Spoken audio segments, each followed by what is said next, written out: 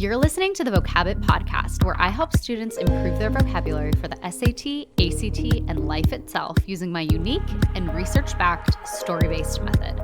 On this podcast, I'm sharing the best tips and tricks for a more enriched vocabulary and pain-free test day. Hello, and welcome to episode 34 of the Vocabbett podcast. I'm Erica Abbott, a former English and history teacher, the author of the young adult novel Ahead of Her Time, and the founder of the eponymously named vocabulary company, Vocabbett.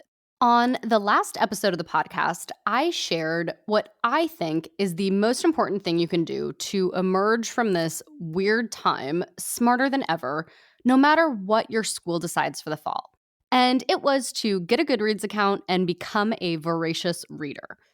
I shared how the benefits of reading go so far beyond just learning about the subject.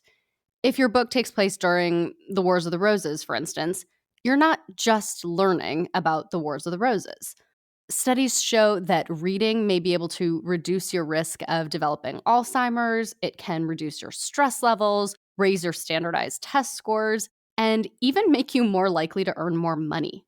My favorite element of reading, though, is the cathartic element, the ability to try on different lives in the safety of fiction. But I know that sometimes TV can be really alluring. It's basically easy reading. It's a story, but you don't have to do the brain work of creating the images in your head. And because of that, TV doesn't seem to have the profound cognitive benefits that reading does. Less brain work equals fewer brain benefits. But depending on the TV you watch, I think you can actually learn quite a bit from TV.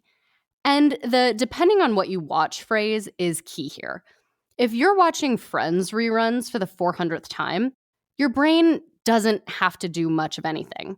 That's the sort of TV that, while not inherently bad by any means, does kind of make you feel like a pile of mush after a while.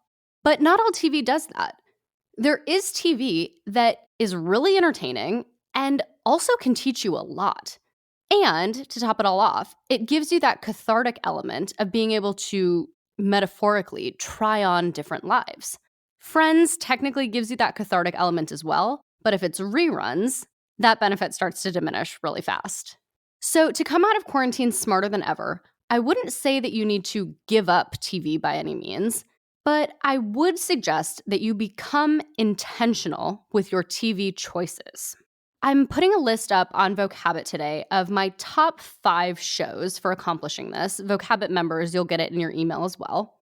They're all on Amazon or Netflix, and I would say that they're entertaining first, and they just happen to teach you something. And that's definitely my preferred formula. It's how I tried to write my book. It's a fun book first. It just also happens to teach you all these SAT words.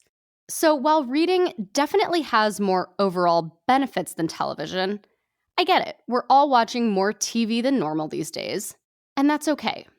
But if you want to keep your edge and come out of quarantine smarter than before, I would definitely suggest becoming more intentional with your TV choices.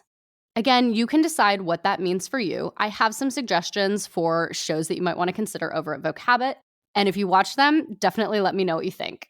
All right, I'll see you guys next week.